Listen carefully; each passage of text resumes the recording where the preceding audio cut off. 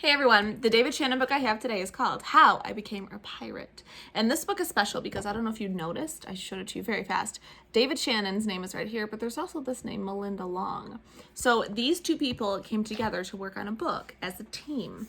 And when I open up the title page, it says, written by Melinda Long and illustrated by David Shannon. So that means David Shannon just did the drawings and Melinda came up with the words. I can tell already that this is drawn by David Shannon. This is definitely his style. Look at that expression on these people's faces. Wide open mouths, mixing colors, coloring outside of the lines. I wonder if we will notice any difference with the words.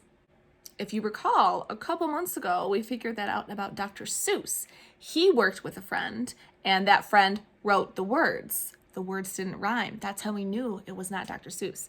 But the drawings were still Dr. Seuss drawings. Pirates have green teeth, when they have any teeth at all. I know about pirates because one day, when I was at the beach building a sandcastle and minding my own business, a pirate ship sailed into view. I knew what it was because its flag had a skull and crossbones on it, and because I could hear the pirates singing, "Hey ho, blow the man down." They were a little off key. I tried to tell Dad, but he was busy setting up the beach umbrella. I tried to tell Mom, but she was busy slathering my baby with sunblock. So I went back to my sandcastle, but I kept an eye on the pirates. By then, they were rowing to shore.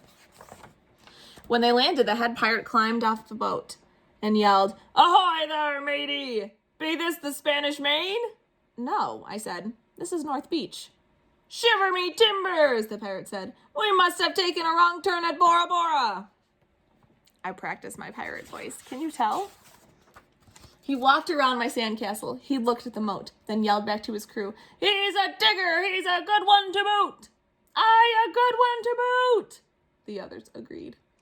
"What be your name, matey?" the head pirate asked. "Jeremy Jacob, sir," I told him.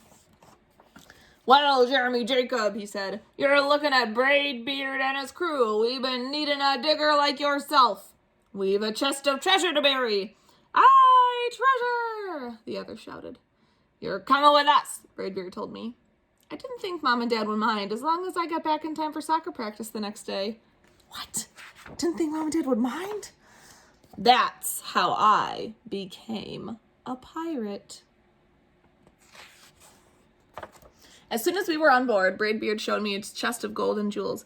"Got to find a safe place for this here treasure. It's high time we're off," he announced. "We're off," we all shouted, and then we set sail. There was plenty to do on board. The pirates taught me to sing sea shanties, the louder the better, and to say real pirate stuff like landlubber and scurvy dog. By dinner time, I could speak pirate perfectly. I also learned pirate manners. Braidbeard pounded his fist at the table and yelled, "Down the hatch, me laddies! Down the hatch!" we all shouted. Braidbeard gulped his food and said, "Hand over the meat! The meat!" we all roared. Nobody told us to finish our spinach. There wasn't any. Or to chew up our carrots. They weren't allowed on board. We talked with our mouths full and nobody said please or thank you. After dinner, I tried to teach the pirates to play soccer. Braidbeard kicked the ball and yelled, "Ah, soccer! Ah, soccer!" the crew yelled. Then everybody dove for the ball at once and it rolled right off the deck. "After it, me hearties," Braidbeard commanded. "After it?" we all whispered. We fought over who would get the ball, but it didn't matter anyway because a shark came along and swallowed it in one gulp. So much for soccer. But now it's past my bedtime. But nobody tells pirates to go to bed, or take a bath, or brush their teeth. Maybe that's why their teeth are green? Pirates sleep with one eye open just in case, and they don't change into pajamas unless they want to. Pirates don't do anything they don't want to except for maybe swabbing the decks. I wanted to be a pirate forever. But then I found out what else they don't do. When I couldn't stay awake any longer, I asked Braidbeard to tuck me in and read me a story. "Tuck you in?" he bellowed. "Pirates don't tuck." "No tucking!" the crew cried. And the only thing they had to read was a map. "Don't you have any books?" I asked. Braidbeard looked confused. "Books?" I didn't even bother to ask about a goodnight kiss. It wasn't easy to fall asleep without a story, but I was finally dozing off when a storm broke. Thunder boomed and lightning flashed. I tried to hide under the covers as waves slammed against the ship, but I kept falling out of my hammock. I couldn't find anyone in the cabin. They were all on deck. "Lower the sails!" Braidbeard shouted. "Bend down the hatches!" Everybody ran around yelling and lowering and battening. Nobody had time to sit close and tell me it would be over soon. Nobody even noticed me. I decided that I didn't want to be a pirate after all. Just then, flash, crash, crack! Lightning hit the mast and split right down the middle. What do we do now? Yelled one of the pirates. We'll have to turn back, cried another. But the treasure, hollered Braidbeard. Where will we bury the treasure? I stepped forward. Maybe I can help, I shouted over the wind. I think I know the perfect digging spot. When the storm was over, we rowed back to shore and buried the chest. We drew a map so we could find the treasure again, but I don't think I'll need it. Jeremy Jacobs' backyard. After that, the pirates repaired the ship and got ready to set sail.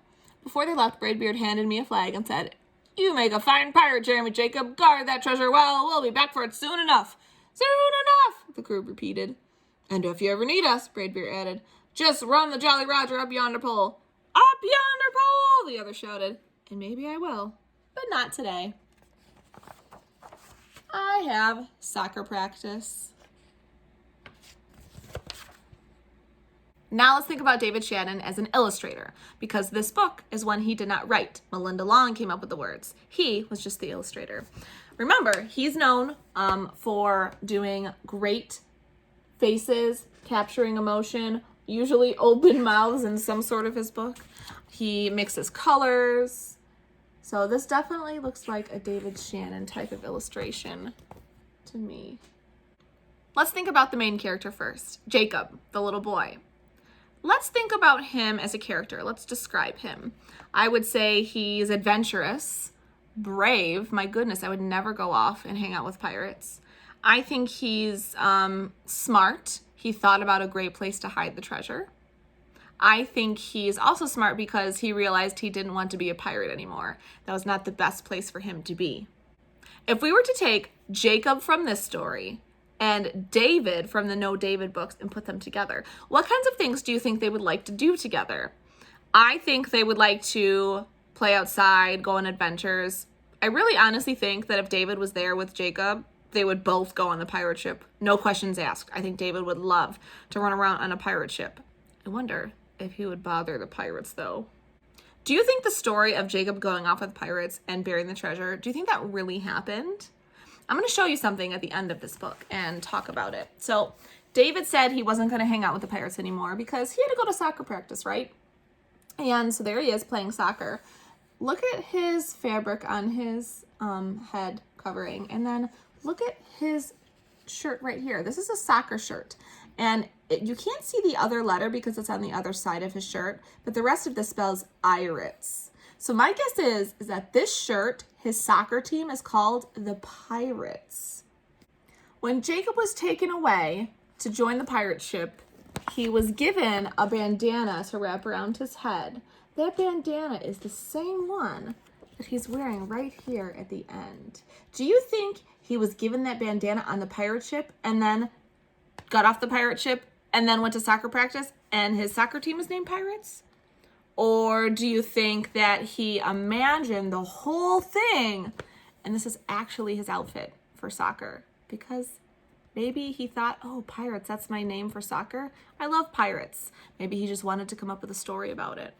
I guess that's up for you to decide if you thought that this really happened to him or if it was just a part of his imagination.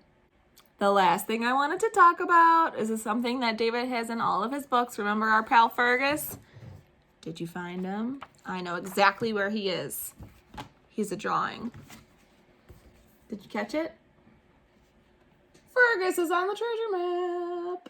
All right, everyone. Thank you for reading and learning with me, and I will see you next time for another David Shannon book. Goodbye.